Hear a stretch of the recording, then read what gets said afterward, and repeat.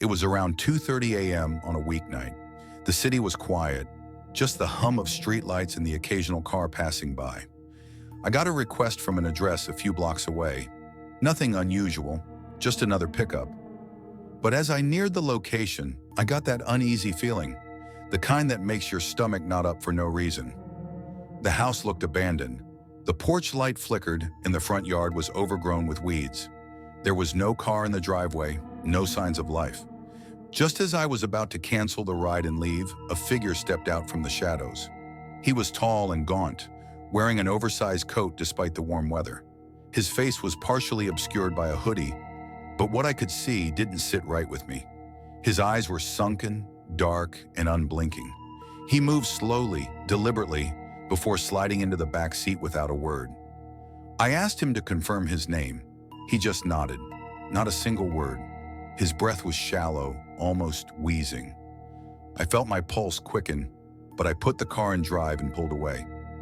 The air inside the car was heavy. Most passengers scroll through their phones or stare out the window. Not him.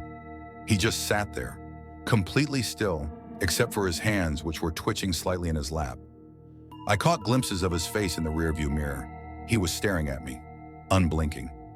I turned on the radio to break the silence. The second the music started, he whispered, "Turn it off." His voice was barely audible, but the way he said it sent a chill down my spine. I reached for the dial and turned it off without question.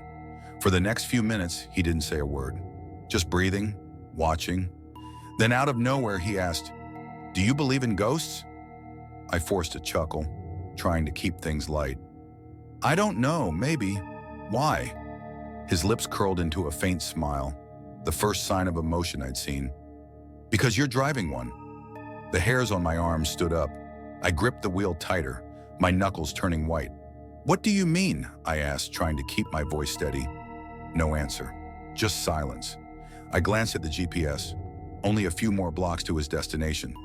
I just needed to hold out a little longer. Then I noticed something. The rearview mirror showed an empty seat. My heart slammed against my chest. I jerked the wheel slightly, almost swerving off the road. I whipped my head around. He was gone. The seatbelt was still buckled, the door hadn't opened, but he was nowhere to be seen.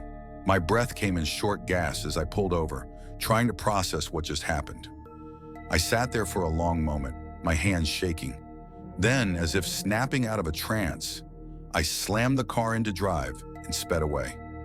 To this day, I don't know what I picked up that night, but I started keeping the radio off when I drive at night, just in case he ever tries to come back.